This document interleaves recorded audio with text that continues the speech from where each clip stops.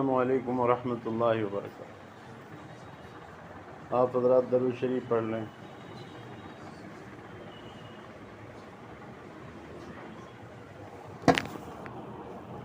जैसे नमाज में बैठते हैं कायदे की हालत में उस तरह बैठे हैं। अल्लाह आपको जज़ाए खैर अता फरमाए। माशाअल्लाह। नबी सल्लल्लाहु अलैहि वसल्लम की सुन्नतों को ज़िंदा करेंगे तो नबी सल्लल्लाहु अलैहि वसल्लम के शिफ़ात नसीब होगी क़यामत के रोज़। नबी सल्लल्लाहु अलैहि वसल्लम की सुन्नतों को तरक करेंगे तो नबी सल्लल्लाहु अलैहि वसल्लम से क़यामत के रोज़ भी दूर रहेंगे। अल्हम्दुलिल्लाहि रब्बिल आलमीन वस्सलातु वस्सलामु अला रसूलिहिल अमीन, अम्मा बाद, फ़अऊज़ु बिल्लाहि मिनश शैतानिर रजीम, बिस्मिल्लाहिर रहमानिर रहीम। वमा अरसलनाका इल्ला रहमतल लिल आलमीन। मेरे भाइयों, अल्लाह का बहुत फ़ज़ल हुआ, अल्लाह का बड़ा करम हुआ कि अल्लाह ने हमें मुसलमान बनाया और अल्लाह ने नबी सल्लल्लाहु अलैहि वसल्लम की उम्मत में पैदा फरमाया और मज़ीद मस्जिद में आकर जुमे की नमाज़ पढ़ने की भी अल्लाह ने तौफ़ीक़ अता फरमाई। कितने लोग बीमार हैं, मस्जिद में ना आ सके, कितने लोग सफ़र में हैं और कितने लोगों को पता ही नहीं कि आज जुमा है।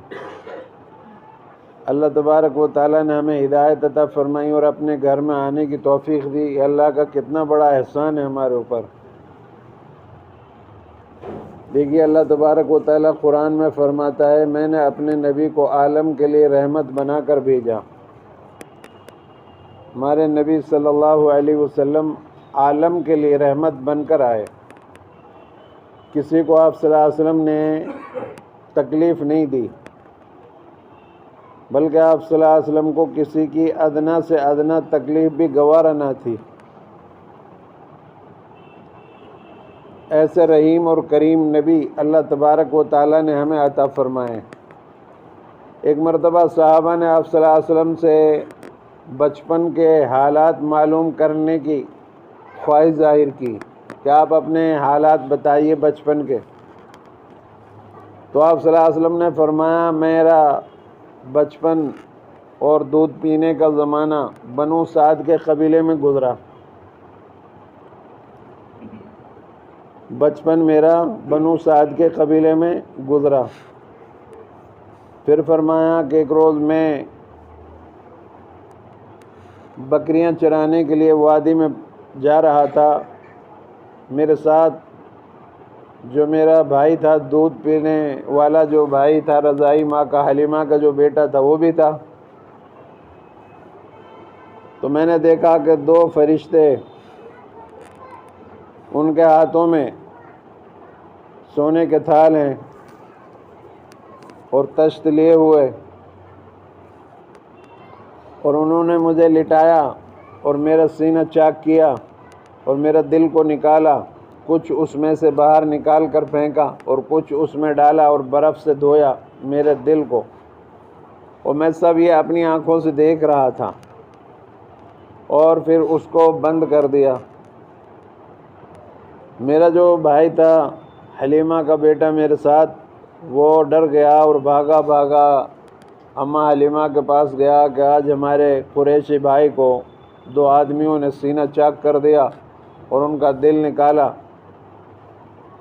और अम्मा हलीमा दौड़ती हुई डरती हुई आई और मुझे सहमा हुआ देख कर के नहीं, मुझे सीने से लगाया और कहा, बेटा क्या हुआ तुम्हें? तो मैंने बताया, अम्मा दो आदमी आए थे, उन्होंने मेरा सीना चाक किया और दिल को निकाला और उसको धोया और उसमें से कुछ निकाला और उसमें कुछ डाला और फिर एक मोहर उस पर लगा दी।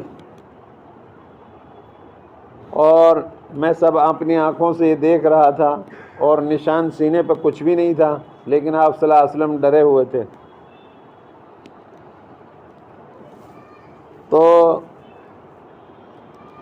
अल्लाह तबारक व तआला ने आप सल्लल्लाहु अलैहि वसल्लम के सीनों से गुनाहों के मादा जो है वो साफ़ कराया फरिश्तों से। 2 या 3 मरतबा आप सल्लल्लाहु अलैहि वसल्लम का क़ल्ब मुबारक धोया गया। दिल जो है गुनाहों की आमाजगाह होता है, इसलिए दिल को साफ़ किया ताकि शुरू से ही गुनाहों की तरफ रग़बत ना हो।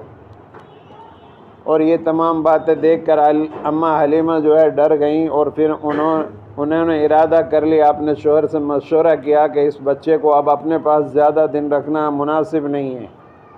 और भी बहुत सारे वाक़यात ऐसे सामने आते थे जिससे यहूदी आपको देखते थे तो बहुत वो शोर शराबा मचाते थे और आपको देखकर आपसे अदावत करते थे।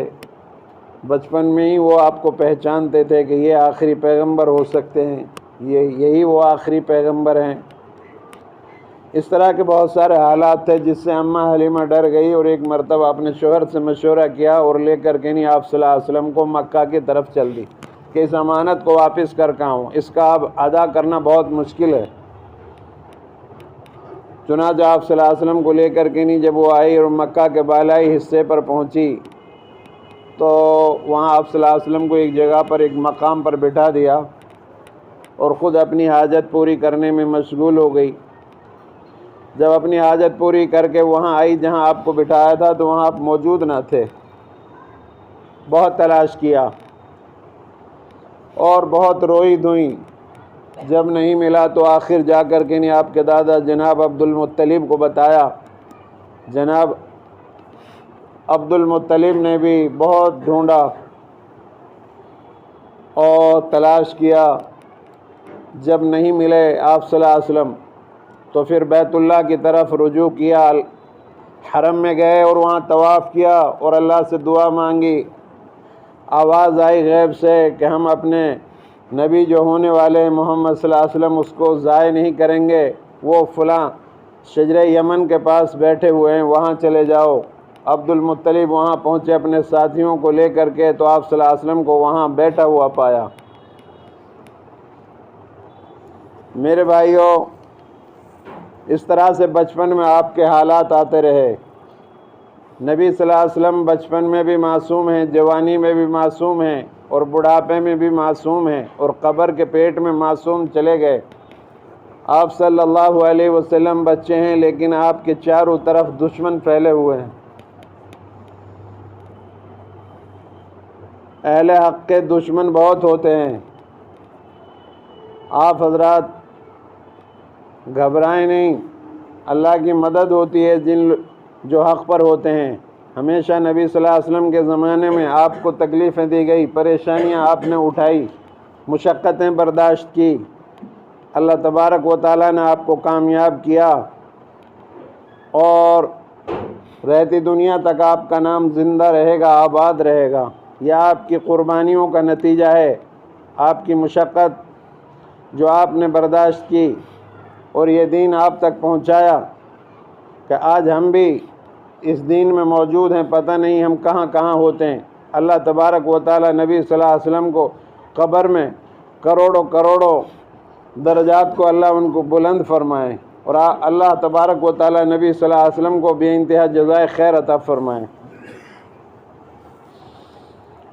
उसके बाद आपकी वालिदा जब आप सल्लल्लाहु अलैहि वसल्लम की उम्र 6 साल की हुई तो आप सल्लल्लाहु अलैहि वसल्लम की जो वालिदा थी उनको अपने शोहर की याद आई।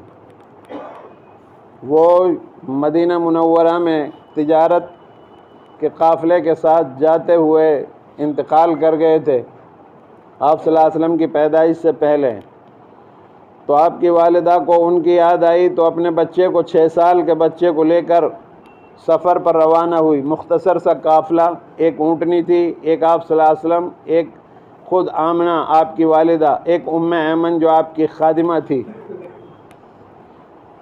ये जो है मदीना मुनव्वरा की तरफ रवाना हुए जहाँ आप सल्लल्लाहु अलैहि वसल्लम की कब्र थी। चुनांचा आप सल्लल्लाहु अलैहि वसल्लम और आपकी वालिदा आमना और आपकी खादिमा उम्मे ऐमन और आपकी ऊँटनी ये मदीना गए। वहाँ पर आप सल्लल्लाहु अलैहि वसल्लम की कब्र पर पहुँचे और फिर मदीना मुनव्वरा में आपकी ननिहाल थी, वहाँ आप सल्लल्लाहु अलैहि वसल्लम और आपकी वालिदा 1 महीना तक रहे। 1 महीना के बाद फिर इरादा किया कि वापस अपने घर मक्का चलें। तो मेरे भाइयों, आप सल्लल्लाहु अलैहि वसल्लम ने मदीना मुनव्वरा में एक कुआं पहचाना था जब आप हिजरत करके वहाँ गए कि इस कुएं में मैं तैरना सीखता था। ये तालाब है जहाँ मैं तैरा करता था। ये वो मैदान है जहाँ पर मैं खेला करता था बचपन में। ये वो घर है जहाँ पर मैं अपनी वालिदा आमिना के साथ इस महल्ले में रहा करता था। ये सब आप सल्लल्लाहु अलैहि वसल्लम ने बचपन में देखा था। तो जब हिजरत करके बड़े होकर वहाँ पहुँचे तो तमाम मकामात को पहचाना। बहरहाल आप सल्लल्लाहु अलैहि वसल्लम 1 महीने के बाद जब वापस आने लगे तो आते आते मेरे भाइयों जंगल बयाबान में एक मकाम पड़ता है जिसका नाम अबवा है। वहाँ पहले भी जंगल था, आज भी जंगल है। जब आज भी वहाँ जंगल है तो पहले क्या होगा? वहाँ पर चारों तरफ पहाड़ी पहाड़ी। अबवा के मकाम पर दूर दूर तक कोई इंसान का नामो निशान नहीं, न पानी का नामो निशान, और खारदार झाड़ियाँ वहाँ पर, और तपती हुई सहराएं, रेत उड़ता हुआ, और नौकीली पहाड़ी। और वहाँ आकर आप सल्लल्लाहु अलैहि वसल्लम की वालिदा की तबीयत बिगड़ गई। आप अंदाज़ा लगाओ, ये 6 साल के बच्चे हैं, ऊँटनी हैं, उम्मे ऐमन आपकी खादिमा हैं, और आपकी वालिदा जो आपकी सहारा थी वो अबवा नाम के मकाम पर आकर वहाँ उनकी तबीयत बिगड़ जाती है। क्या गुज़र रहा होगा रसूलुल्लाह सल्लल्लाहु अलैहि वसल्लम पर? मेरे भाइयों, बचपन से ही रसूलुल्लाह सल्लल्लाहु अलैहि वसल्लम को आपके लिए मुशक्क़तों में डाल दिया गया।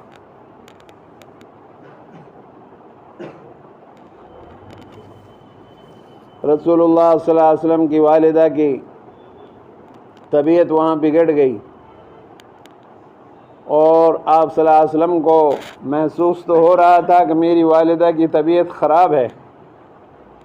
बार बार आप सल्लल्लाहु अलैहि वसल्लम की वालिदा आपकी पेशानी को बोसा दे रही थी और आप सल्लल्लाहु अलैहि वसल्लम के आँखों से मोटे मोटे आंसू निकल रहे थे कि मेरी अम्मा को क्या हो गया है, मेरी अम्मा को क्या हो गया। ये 6 साल का बच्चा है, माँ का मरना तो बड़े भी नहीं देख सकते, ये तो 6 साल का बच्चा है। मेरे भाइयों, मैं तुम्हें क्या बताऊं, इस वाक़े को कैसे बयान करूं। मेरे भाइयों, आप सल्लल्लाहु अलैहि वसल्लम की वालिदा कभी इधर करवट बदलती हैं तो कभी इधर करवट बदलती हैं, और आप सल्लल्लाहु अलैहि वसल्लम ये सारा माजरा देख रहे हैं कि मेरी अम्मा को कुछ हो रहा है। और आप सल्लल्लाहु अलैहि वसल्लम की वालिदा ने फरमाया, बेटा सब्र से काम लेना, मैंने तेरी नबूवत का ख्वाब देखा है, तो उस बाप का बेटा है जिसकी फ़िदिया 100 ऊँट थे, तो अजीम बाप का बेटा है। बेटा मैं तो जा रही हूँ, लेकिन दुनिया के लिए एक ऐसी निशानी छोड़ कर जा रही हूँ जो निशानी रहती दुनिया तक ज़िंदा रहेगी, आबाद रहेगी। बेटा मैं भी मर जाऊँगी और ये सारी चीज़ें फ़ना हो जाएंगी, लेकिन मेरा नाम रहती दुनिया तक आबाद रहेगा, ज़िंदा रहेगा। और आपको सब्र की तलक़ीन करती हुई आपकी वालिदा की गर्दन झटक गई और आपकी रूह परवाज़ कर गई, और आप सल्लल्लाहु अलैहि वसल्लम अपनी वालिदा को पेशानी को चूम रहे हैं, सीने से लग करके देख रहे हैं मेरी माँ को क्या हो गया है। फरिश्ते भी हैरान थे। मेरे भाइयों, फरिश्तों की भी चीखें निकल रही थी कि इस 6 साल के बच्चे के साथ क्या मामला हो रहा है। बाप तो देखा भी नहीं, वो एक माँ सहारा थी, वो भी 6 साल की उम्र में चली गई छोड़कर। अब इस बच्चे का कौन सहारा बनेगा? और दूर दूर तक कोई नामो निशान नहीं इंसान का, पता नहीं ख़बर भी किसने खोदी होगी। अगर मदीना मुनव्वरा में मौत आ जाती तो वहाँ नाना मामू संभाल लेते, मक्का में मौत आ जाती तो वहाँ दादा चाचे संभालते, लेकिन ये जंगल में बयाबान, जहाँ खारदार झाड़ियों के अलावा और गर्म रेत के अलावा और गर्म हवाओं के अलावा इंसान का नामो निशान नहीं, वहाँ पर आपकी वालिदा का इंतकाल हो जाता है। पता नहीं ख़बर भी किसने बनाई होगी। एक मरतबा जब सुलह हुदैबिया के मौके पर आप सल्लल्लाहु अलैहि वसल्लम 1500 सहाबा के साथ अपनी वालिदा की कब्र से गुज़र रहे थे तो वहाँ आप इस कदर रोए, दाढ़ी मुबारक तर हो गई। सहाबा इस मंज़र को देखकर रोने लगे। आप सल्लल्लाहु अलैहि वसल्लम ने अपने सहाबा को फरमाया कि एक दिन यहाँ पर मेरा दिल रो रहा था, आज मेरी यहाँ आंखें रो रही हैं।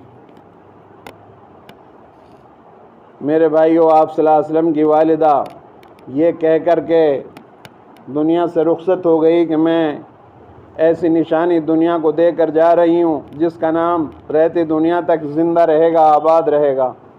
रसूलुल्लाह सल्लल्लाहु अलैहि वसल्लम का नाम आज भी बुलंद मीनारों से अशहदु अन्ना मुहम्मदुर रसूलुल्लाह कह कर के नहीं लिया जाता है। बहरहाल अल्लाह तबारक व तआला ने आपको ऐसा बनाया, ऐसा किसी को ना बनाया। ऐसा इंसान कोई पैदा नहीं हो सकेगा क़यामत तक। आप सल्लल्लाहु अलैहि वसल्लम फरमाते हैं, जब मेरा सीना चाक किया गया तो मुझे 10 आदमियों से तोला गया, मैं उनसे भारी था। फिर मुझे 100 आदमियों से तोला गया तो मैं उनसे भी भारी निकला। फिर मुझे 1000 आदमियों से तोला गया तो उनसे भी भारी था। फिर 2 आदमी ज़मीन और आसमान के दरमियान खड़े हुए थे जो फरिश्ते थे, उन्होंने आवाज़ लगाई कि इनको अगर सारी खुदाई से भी तोलोगे तो ये सारी खुदाई से भी ज़्यादा वज़नी होंगे ये बच्चे। मेरे भाइयों, बचपन से ही रसूलुल्लाह सल्लल्लाहु अलैहि वसल्लम को इस तरह की निशानियाँ नज़र आती थी। बहरहाल आप सल्लल्लाहु अलैहि वसल्लम की ज़िंदगी से बच्चे लोग इबरत हासिल करें और जवान लोग जवानी की ज़िंदगी से इबरत हासिल करें, और जो बड़ी उम्र के लोग हैं, बूढ़े लोग हैं, वो आपके बुढ़ापे की ज़िंदगी से इबरत हासिल करें। और आप सल्लल्लाहु अलैहि वसल्लम की पूरी ज़िंदगी मेरे भाइयों मुशक्क़त और मुजाहिदा और क़ुरबानी और परेशानियों से लबरेज़ है। अल्लाह के रसूल सल्लल्लाहु अलैहि वसल्लम ने फरमाया था कि